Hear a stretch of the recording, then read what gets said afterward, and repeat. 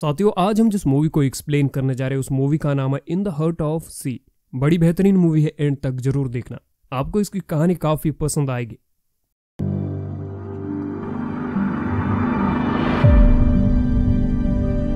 Movie की शुरुआत में हमें 1850 यानी कि 1850 का वक्त दिखाई जाता है।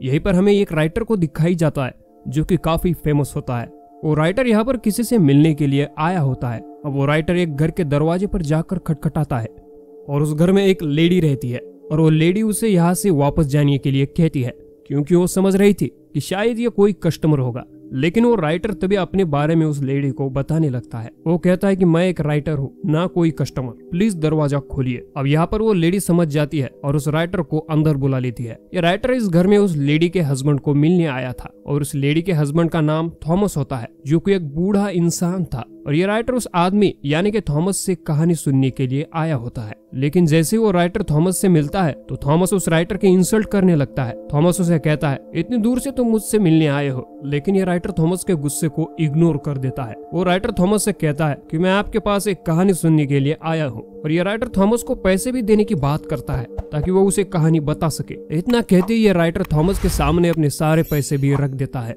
लेकिन थॉमस इस ऑफर को साफ इनकार कर देता है और थॉमस राइटर से कहता है कि तुम जाकर गवर्नमेंट हिस्ट्री को चेक करो, तुम्हें वहां पर बहुत सी बातें पता चलेगी। लेकिन वो राइटर थॉमस से कहता है कि मुझे वो स्टोरी सिर्फ आपसे ही सुननी है। इस बात को सुनकर थॉमस को काफी गुस्सा आता है और वो उसे वहां से जाने के लिए कहता है। और थॉमस उसे कहता है कि मुझे कोई कहानी मालूम नहीं है। ये बात सुनकर वो राइटर वहां से जाने लगता है। लेकिन तभी थॉमस की वाइफ उसे रोक लेती है और उसे वहां से जाने नहीं देती। और थॉमस की वाइफ उस राइटर से माफी भी मांगती है क्योंकि उसके हस्बैंड ने उस पर गुस्सा किया था। और वो आगे बात करते हुए उसे कहती है कि उनके गुस्से का तुम बुरा मत मानना, क्योंकि उन्होंने आज तक इस कहानी के बारे में किसी को भी नहीं बताया, यहाँ तक कि मुझे भी उन्होंने नहीं बताया। यहाँ पर थॉमस की वाइफ को थॉमस के पास जाकर उसे रिक्वेस्ट करती है कि उस राइटर को वो कहानी सुना दे। वो उसे कहती है वो सारी कहानी सुना दो जो तुम्हारे साथ हुई थी। और थॉमस अपनी वाइफ की बात मानकर वो कहानी सुनाने के लिए तैयार हो जाता है। औरत का चक्कर बाबू भैया, औरत का चक्कर। और दूसरी तरफ बात ये थी कि ये दोनों काफी गरीब थे और उन्हें पैसों की भी ज्यादा जरूरत थी। इस वजह से भी थॉमस मान जाता है। थॉमस उस राइटर से कहता है, मैं तुम्हें उतनी ही स्टोरी सुनाऊंगा जितनी तुम झेल सकोगे, क्योंकि ये कोई बच्चों की कहानी नहीं है। थॉमस कहता है ये मेरे जिंदगी का ऐसा हादसा था जिसने मुझे पूरी तरह से बदल दिया। और ये अपनी कहानी सुनाना चालू कर देता है। ये बात थी 1820 की, जब समंदर में सबसे ज्यादा वेल्स मछली का शिकार किया जाता था। वेल्स का ऑयल निकालना काफी महंगा होता था, इसलिए उसका शिकार किया जाता था। और सारे लोग वेल का ऑयल निकालते थे क्योंकि सब लोगों में उस मछली का ऑयल निकालने का काफी शौक था। और लोग इस बात पर पैसा भी लगाते थे कि जितने भी शिप समंदर में जा रहे हैं उनमें से कौन सा शिप सबसे ज्यादा ऑयल लेकर आएगा। अब हमें वहीं पर एक आदमी दिखाई जाता है जिसका नाम ओवेन होता है। ओवेन एक कंपनी के लिए काम करता था और उसकी वाइफ भी होती है और अपने जिंदगी में वो काफी खुश थे। और ये जिस कंपनी में काम किया करता था उनका भी काम इन वेल्स को मारकर उनमें से ऑयल निकालना था। अब ओवेन उस कंपनी के बॉस से मिलता है। वो उसे कहता है कि हम इस बार वेल का शिकार करने के लिए समंदर में हमारे सबसे महंगे जहाज को भेजने वाले हैं। और वो लोग उसे कहते हैं कि उस शिप का ऑफिसर हम तुम्हें बनाने वाले हैं। यह बात सुनकर ओवेन थोड़ा परेशान हो जाता है, क्योंकि इन लोगों ने ओवेन से वादा किया था कि अगली बार तुम इस शिप के कैप्टन बनोगे। लेकिन इन लोगों ने अपना वादा पूरा नहीं किया, क्योंकि इस बार वो किसी और को कैप्टन बना रहे थे। और जिसको ये लोग कैप्टन बना रहे थे उसका नाम जॉर्ज था। सच बात तो ये थी कि जॉर्ज इस कंपनी की ओनर का बेटा होता है। अब उस कंपनी का हेड ओवेन से प्रॉमिस करता है कि अगली बार उसे ही कैप्टन बनाया जाएगा। अब यहाँ पर ओवेन एक काबिल और समझदार इंसान होने की वजह से उसकी सैलरी भी बढ़ा दी जाती है। और इसी वजह से ओवेन भी इनकी बात मान लेता है और वो उनसे कहता है कि तुम मुझे लिख कर दो कि नेक्स्ट टाइम तुम सिर्फ मुझे ही कैप्टन बनाओगे। फिर हमें दिखाई जाता है कि ओवेन अपने काम पर जाने के लिए तैयारियां कर रहा था। ओवेन की वाइफ भी उसके जाने से दुखी होती है। उसकी वाइफ उसे कहती है कि तुम जल्द से जल्द सही सलामत वापस आ जाओ, और उसे एक लॉकेट भी पहना देती है ताकि ओवेन को उसका किया हुआ वादा याद रहे। अब उसके बाद हमें जॉर्ज को दिखाई जाता है जो कि इस शिप का कैप्टन होता है और वो अपने फादर के साथ होता है। और उसका फादर उसे कहता है कि बेटा जाओ और अच्छे से कामयाब होकर ही आना। फिर वो सब लोग एक जगह पर आकर इकट्ठा होते हैं जहाँ से वो शिकार पर निकलने वाले थे। उन लोगों को अलविदा कहने के लिए शहर के काफी सारे लोग आए हुए थे। और वहीं पर हमें एक यंग लड़का दिखाई जाता है जिसका नाम थॉमस था। हाँ, ये वही थॉमस है जो कि ये स्टोरी सुना रहा है, जो कि अब काफी बूढ़ा भी हो गया है। अब थॉमस पहली बार समंदर में शिकार करने के लिए जा रहा था और उसके साथ ओवेन का बचपन का दोस्त और उसके साथी भी उसके साथ थे। अब ओवेन और कैप्टन जॉर्ज एक दूसरे से मिलते हैं और यही से इन दोनों की नोकझोंक शुरू हो जाती है, क्योंकि जॉर्ज अपने कैप्टन होने का घमंड ओवेन को दिखा रहा था। अब ओवेन तो कुछ भी नहीं कर सकता था, क्योंकि अब तो जॉर्ज कैप्टन था और उसे उसके कहने पर ही काम करना था। अब ये लोग अपने सफर पर निकले हुए थे और थोड़ा दूर जाते ही उनकी शिप में कुछ गड़बड़ी आ जाती है। उनको ऐसा लग रहा था कि इनका शिप एक जगह पर अटक गया हो। अब ओवेन अपने स्किल्स का इस्तेमाल करके उस परिस्थिति को किसी तरह से संभाल लेता है। अब ओवेन ऐसा इसलिए कर पाया क्योंकि उसको काफी एक्सपीरियंस होता है और कैप्टन जॉर्ज के अंदर ऐसी कोई भी स्किल्स नहीं होती। इसीलिए जब वो ओवेन की स्किल्स को देखता है तो उस पर जलने लगता है और इस बात का बदला वो डिनर के टाइम पर ओवेन से लेता है। जॉर्ज ओवेन की सबके सामने काफी इंसल्ट करने लगता है। वो उसे कहता है कि तुम एक गरीब घर के सिर्फ एक फार्मर के बेटे हो, और ओवेन से इसकी बातें सुनी नहीं जा रही थी। इसीलिए वो वहाँ से उठकर चला जाता है और अपने साथियों से कहता है कि हमें कल सुबह जल्दी उठना है। अब हमें पता चलता है कि इस जहाज पर गरीब लोगों को ज्यादा कुछ इम्पोर्टेंट नहीं माना जाता और उन्हें हमेशा से बस छोटा ही समझा जाता था। अब अगली सुबह जॉर्ज ओवेन को ऑर्डर देने लगता है।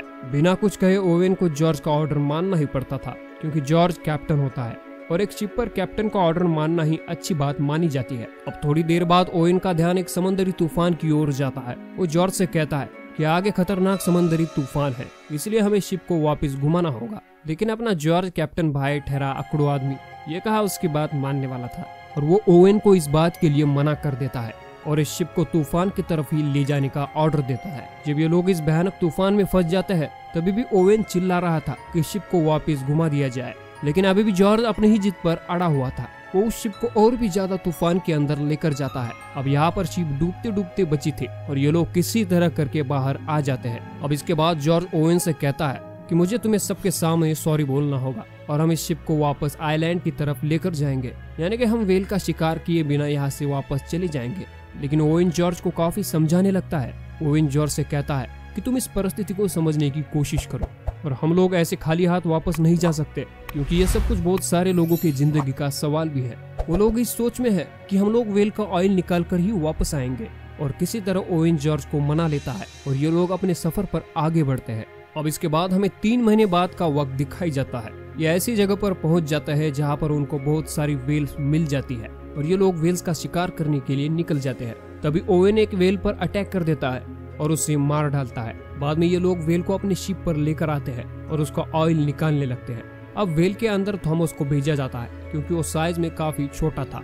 अब ये शिकार किए उन्हें काफी दिन बीत जाते हैं और अब इन्हें कोई भी शिकार नहीं मिल रहा था और परेशानी वाली बात ये थी कि उनके खाने पीने का सामान भी खत्म हो रहा था। अब वो लोग बीच में एक आइलैंड पर रुक जाते हैं और वहीं पर वो लोग एक कैप्टन से मिलते हैं। वो भी वहीं पर वेल का शिकार करने के लिए आया होता है और वो कैप्टन उन सब लोगों को अपने शिकार की आखिरी कहानी सुनाने लगता है। वो बताता है कि हम लोग समंदर के एकदम बीचों बीच आ चुके थे और वहाँ पर उनका सामना समंदर के सबसे बड़े वेल से हुआ और वो वेल बहुत ही बड़ा और साइज में लंबा था और उसे ग्रेट वेल नाम दिया गया और उसने उनके शिप पर अटैक कर दिया, जिसकी वजह से उनका शिप पूरी तरह से बर्बाद हो गया, जिसकी वजह से उस कैप्टन का एक हाथ भी टूट गया था और उसके बाकी साथी भी मारे गए। लेकिन यहाँ पर ये लोग उसकी बातों पर भरोसा नहीं करते, उसकी बातों को ये मजाक समझ रहे थे। इन लोगों को लग रहा था ये कोई बनावट कहानी सुना रहा है, इसलिए वो कैप्टन वहाँ से चला जाता है। अब इन लोगों के मन में विचार आता है कि हम लोगों को भी वहाँ पर जाना चाहिए जहाँ पर वो ग्रेट वेल रहता है और ये लोग वहाँ पर जाने के लिए आगे बढ़ते हैं।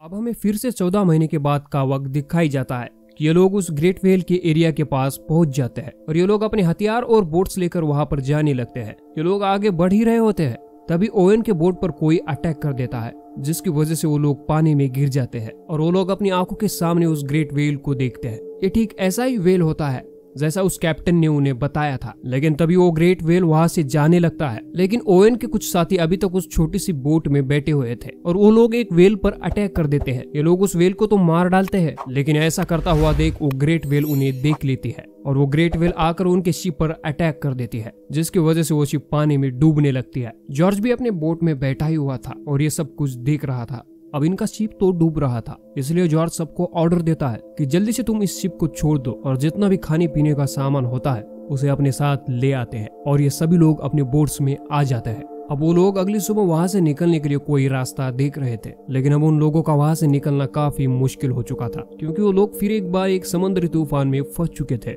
इसी तूफान में ओवेन का बचपन का दोस्त भी काफी जख्मी हो जाता है। अब धीरे धीरे बहुत से दिन गुजर जाते हैं। ओवेन दिन ब दिन अपने जख्मी दोस्त की मदद किया करता था और ओवेन के बाकी साथियों को उसका दोस्त उन पर सिर्फ एक बोझ ही लग रहा था। अब हमें 1 महीने बाद का सीन दिखाई जाता है, जहाँ पर इन लोगों के पास खाना भी खत्म हो चुका था। इनकी हालत अब इतनी ज्यादा खराब हो चुकी थी कि वो लोग मरने के कगार पर थे। लेकिन तभी उनके एक साथी को कोई जमीन नजर आती है, इसलिए वो लोग अपने दिल में थोड़ी राहत पाते हैं और वो लोग उस जमीन की तरफ जाने लगते हैं। वो लोग उस जमीन के किनारे पहुंचने ही वाले थे, तभी ओवेन अपनी शिप पर कुछ हलचल महसूस करता है। वो कोई और नहीं बल्कि ग्रेट व्हेल होती है। वो व्हेल उनकी सभी बोट्स को तोड़ देती है और वो लोग किसी तरह उस जमीन के किनारे पहुंच जाते हैं। बहुत दिनों से उनके पेट में खाना पीना नहीं था, इसलिए उस आइलैंड पर उन्हें जो कुछ भी मिलता उसे जानवर की तरह वो खाने लगते हैं ताकि वो जिंदा रहे। फिर वो आग जलाते हैं। ऐसा करने से अगर समंदर में कोई भी शिप होगा तो उन्हें देख लेगा और उन्हें वहाँ से ले जाएगा। ये लोग जहाँ पर थे एक बंजर आइलैंड था और वहाँ पर इंसानियत नाम का कोई भी नामो निशान नहीं था। एक दिन ये लोग खाने की तलाश में जाते हैं, तभी वहाँ पर उन्हें एक केव मिलती है, जिसके अंदर वो जाकर देखते हैं वहाँ पर बहुत सारे स्केलेटन पड़े हुए थे, यानी कि यहाँ पर कभी ना कभी कोई तो इंसान आया होगा, लेकिन उनकी मदद करने के लिए वहाँ पर कोई भी नहीं आया था। अब इनके भी दिमाग में ख्याल आ रहे थे कि ये लोग भी उन लोगों की तरह मारे जाएंगे। अब ये लोग वहाँ से निकलने का फैसला करते हैं और अपने टूटे बोट्स को रिपेयर करने लगते हैं। उनमें से कुछ लोग आइलैंड पर ही रुकने का फैसला करते हैं और उन लोगों में ओवेन का बचपन का दोस्त भी शामिल होता है। लेकिन जाते जाते ओवेन अपने फ्रेंड से प्रॉमिस करता है कि मैं तुम्हारी मदद करने के लिए जरूर वापस आ जाऊंगा। फिर हमें 40 दिन के बाद की कहानी दिखाई जाती है और उन लोगों का काफी बुरा हाल हो चुका था और बिना कुछ खाए पिए वो लोग जिंदा थे और इसमें उनका एक साथी मर जाता है। तभी उनका एक साथी उसकी डेड बॉडी को समंदर में फेंकने ही वाला था, लेकिन ये लोग एक बात तय करते हैं, हम इस बॉडी को फेंकेंगे नहीं बल्कि इसे खा लेंगे। ये लोग ऐसा करना नहीं चाहते थे, लेकिन इसके अलावा इनके पास और कोई दूसरा रास्ता नहीं था, क्योंकि जिंदा रहने के लिए उनको खाने के लिए कुछ ना कुछ चाहिए था। इसीलिए वो अपने फ्रेंड को ही खा लेते हैं। अब यह कहानी प्रेजेंट टाइम में आ जाती है, जहाँ पर थॉमस ये कहानी सुना रहा था और वो काफी अपसेट भी था, क्योंकि उनको अपने दोस्त की ही डेड बॉडी खानी पड़ी। लेकिन तभी थॉमस की वाइफ वहाँ पर आ जाती है। वो काफी रो रही थी। वो अपने हस्बैंड की दुख भरी कहानी सुनकर और भी ज्यादा दुखी हुई थी और इसको भी यह कहानी अभी तक पता नहीं थी। थॉमस को आगे की कहानी बताने के लिए कहती है। फिर हमें उस हादसे के बाद 1 महीने बाद का समय दिखाई जाता है, जहाँ पर ये लोग अभी तक इस समंदर में फंसे हुए थे। अब भूख की वजह से ये लोग सरवाइव नहीं कर सकते थे और ये लोग आपस में ही एक गेम खेलना तय करते हैं। अगर इस गेम में कोई हार जाए तो उसे मार दिया जाएगा और उसके बाद उसे खाया जाएगा। अब इस गेम में जॉर्ज हार जाता है। जॉर्ज अपने दोस्त से कहता है कि तुम मुझे एक गन से शूट करो, लेकिन जॉर्ज का वो साथी उसे मारने की जगह अपने आप को ही शूट कर देता है और बाकी लोग उसे खा लेते हैं। फिर एक दिन उन्हें एक ग्रेट व्हेल दिखाई देती है। अब ओवेन जैसे उस पर अटैक करने ही वाला था, तभी ओवेन उस व्हेल की आंखों में देखता है, जिसकी वजह से ओवेन उस व्हेल पर अटैक नहीं करता और वो भी वहाँ से चली जाती है। अब यहाँ पर हमें एक दूसरे शिप को दिखाई जाता है और वो लोग जॉर्ज की बोट को देख रहे थे और उनकी मदद करने के लिए आ जाते हैं। अब उस शिप का कैप्टन मरे हुए इंसान की हड्डियों को देखता है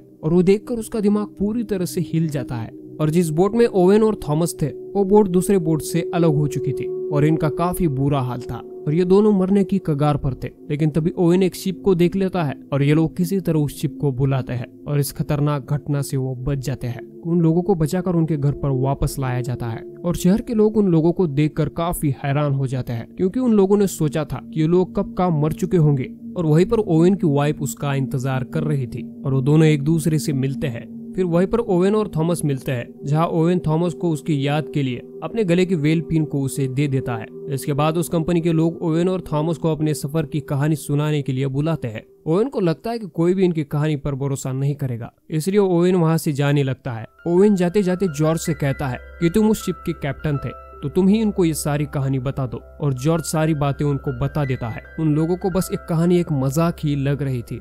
अब हमें ओवेन को दिखाई जाता है, जो कि उसने अपने फ्रेंड को वादा किया था कि उसको लेने के लिए जरूर आएगा और वादे के मुताबिक वो वहां पर जाता है, क्योंकि अब बहुत ज्यादा वक्त हो चुका था, उसका दोस्त मर चुका था। अब यह कहानी सुनने के बाद थॉमस उस राइटर से पूछता है, क्या तुम इस कहानी को पूरी दुनिया के सामने लाओगे? जिस पर वो राइटर कहता है, जी हाँ, लेकिन मैं इस कहानी को ऐसे बताऊंगा कि लोग इस पर यकीन करें। अब हमें काफी महीनों बाद का वक्त दिखाई जाता है, जहाँ पर उस राइटर ने वो बुक लिख दी थी और वो बुक काफी फेमस भी हो चुकी थी और इसी के साथ इस मूवी का यहीं पर एंड हो जाता है। साथियों, जाते जाते वीडियो को एक लाइक और नए हो तो प्लीज चैनल को सब्सक्राइब किए बिना मत जाना। मिलता है एक नई शानदार वीडियो के साथ।